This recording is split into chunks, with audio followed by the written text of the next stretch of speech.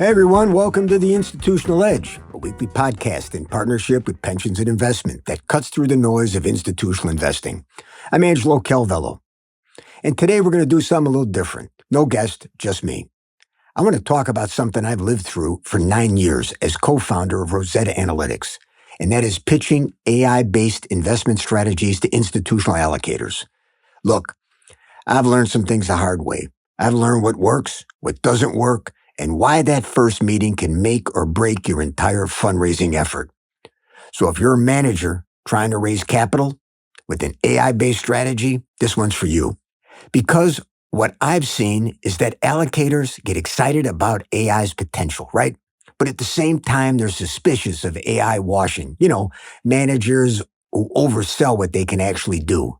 Most allocators conceptually get the possibilities, but they're still early in developing the technical chops to really evaluate this stuff. So there's this tension, there's this knowledge gap, and it creates both an opportunity and a challenge for you. But here's the thing. If you don't nail that first meeting, you're done. Fundraising efforts are effectively over.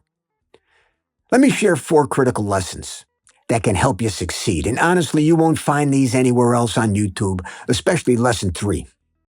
Okay, let's start. Lesson 1, define your AI precisely and build trust through transparency. Sounds obvious, right? But I can't tell you how many managers screw this up. You've got to start by explicitly telling them what you mean when you say, we use AI, and here's why. With traditional investment pitches, everybody's using the same language. You say momentum strategy, value investing, top down, bottom up. Everybody knows what you're talking about. But with AI, there's no shared foundation. You're literally starting from scratch in many cases. So you need to build common ground before you get into your strategy or performance.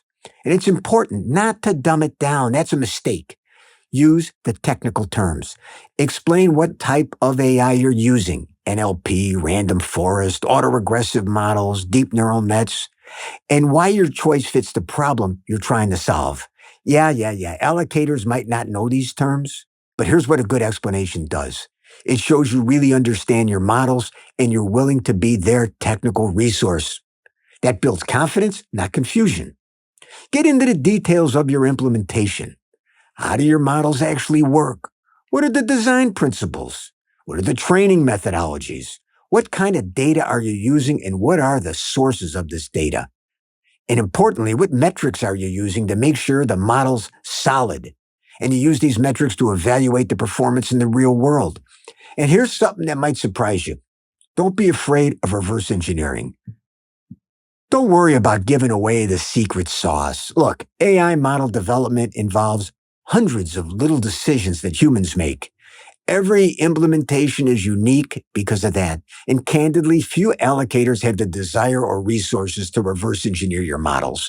So better to be forthcoming than cagey. Allocators are tired of hearing managers say, hey, if I tell you this, I have to kill you. And be honest about what works and doesn't work. Talk about the research projects and experiments that have failed because, AI development is iterative and honestly, you're going to fail way more than you succeed. Being upfront about that, it reinforces your credibility. It shows you have realistic expectations about what this technology can and cannot do. Be sure to tell them where the AI initiative came from. Is it a C-level push? Is it from the investment team? It's important allocators know that the firm is actually committed to this, that you've got the resources for the long haul. And this isn't just some experiment or hobby that somebody's playing with. And always frame everything in terms of better investment outcomes for clients. Technology for its own sake, forget about it. That doesn't raise money. You're using AI to achieve better outcomes for clients. Okay, let's go to lesson number 2. Disclose your model source and demonstrate technical ownership. Be upfront. Did you build your model or are you using third-party providers? Hey, this is going to come out in the due diligence anyway, so address it right up front. Using third-party models isn't a problem by itself, but you need to show you understand the risks. Risks like data privacy, supply chain issues, model rigidity, and that you've got strategies to deal with these challenges. And hey, if you're using large language models, be specific. Which large language model? Why that one? How are you dealing with the limitations like hallucinations, potential model collapse, and the fact that they can't really do advanced reasoning? Here's something critical about LLMs. They're great at operational stuff like research summaries, automating tasks, and basically generating reports. But they don't generate reliable, actionable insights for portfolio decisions. Not yet. They fall short every time. And as Gary Marcus, the emeritus professor from NYU, says about LLMs, you can't simply drop ChatGPT or Claude into some complex problem and expect it to work reliably. If you're pitching strategies based solely on LLMs, allocators might think it's AI washing. And if you're using AI agents, which run on LLMs, be ready to explain exactly what they do, how you measure their contribution, and how you're dealing with their limitations. And there are serious limitations: hallucinations, no persistent memory. And this is from Anthropic's recent research, something called real agenic misalignment. It's a real risk. We're talking about models doing malicious stuff like blackmail and data leaks. Marcus warns nobody in the industry has a clue how to stop this from happening. If you have built your models in-house, well, then talk about your team. Who are they? Where'd they come from? What's their background? How did you recruit them? How do you have your AI engineers work with the people who actually understand investing? And bring your engineers to the first meeting, but make sure they're trained to talk to clients. This shows they're doing real commercial work and not academic research. And please skip the famous statement that, oh, we have 200 PhDs. Forget about it. Allocators don't want to fund a research lab. They want to see a small, talented, aligned team that's focused on commercial results. People who can actually build and deploy stuff that works. And finally, outline your research agenda. How do you evaluate new AI developments?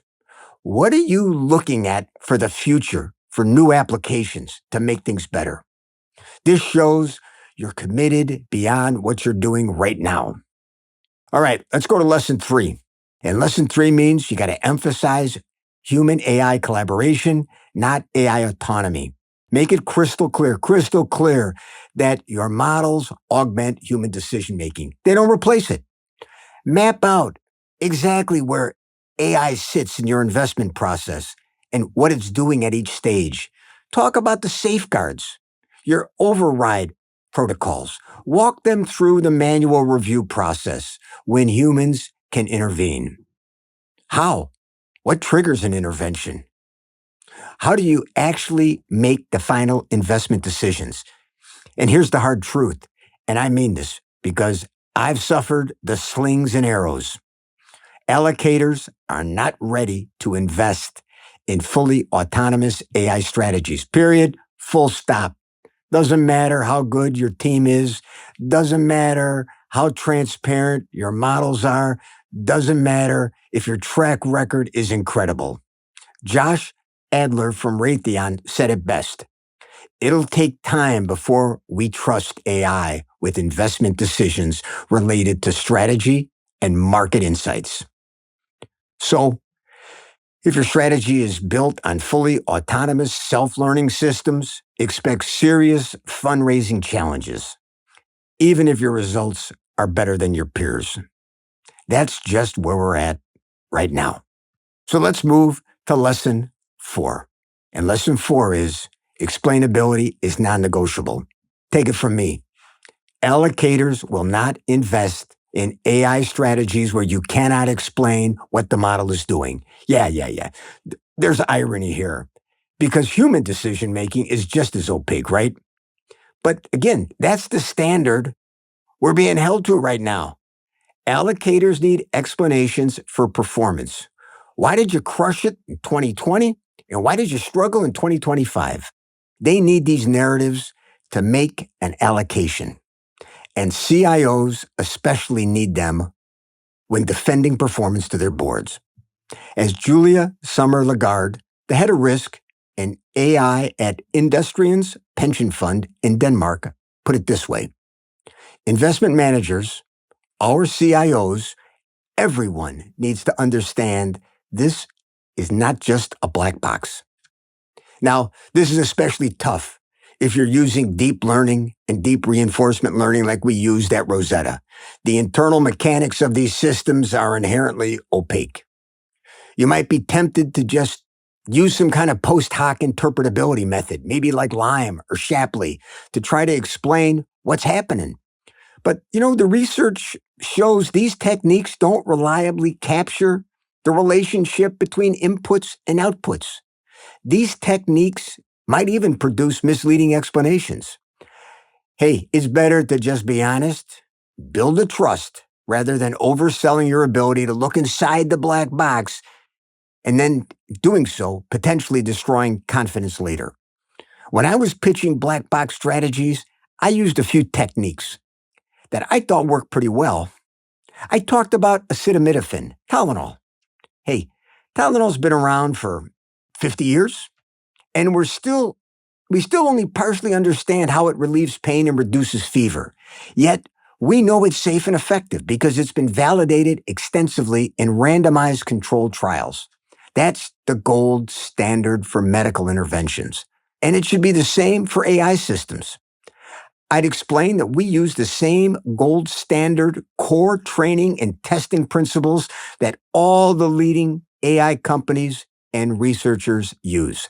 Proper data splits, robust validation protocols, rigorous risk-focused testing, the integrity of your development process combined with a strong team and live performance. Hey man, that goes a long way towards addressing allocators' concerns. I also found it useful to point out that the black box is already in their lives. LLMs, Netflix recommendations, Amazon suggestions, Spotify list, Waymo autonomous vehicles. All of these use deep neural nets, black boxes, in their foundations. And because I'm formally trained as a philosopher, believe it or not, I'd sometimes reference Aristotle. Aristotle wrote in the Nicomachean Ethics that we shouldn't demand the cause in all matters alike. It is enough, in some cases, that the facts be well established. Well, maybe the Aristotle thing was a bit too much, but, some allocators appreciated the effort. What are you going to do? But look, here's the reality. CIOs have to explain performance to their boards, especially when things go south. And they will go south. Only a few exceptionally trained, forward-thinking allocators are going to risk their reputation on black box strategies. You can't build a viable fundraising strategy by trying to find these unicorns. There you have it. 4 lessons from me, being in the trenches, pitching AI strategies to some of the smartest allocators in the world. My tips: define your AI precisely and build trust through transparency. Disclose the source of your models and demonstrate technical ownership. Emphasize human-AI collaboration, not autonomy. And make explainability non-negotiable. So your next challenge: taking this advice and turning it into a compelling 12-slide pitch deck. Ironically, that may be the perfect time to let AI help you out. I published a version of these ideas in an op-ed in Pensions and Investments in April 2025. We'll put a link in the show notes so you can check that out. I just want to tell you thanks for listening.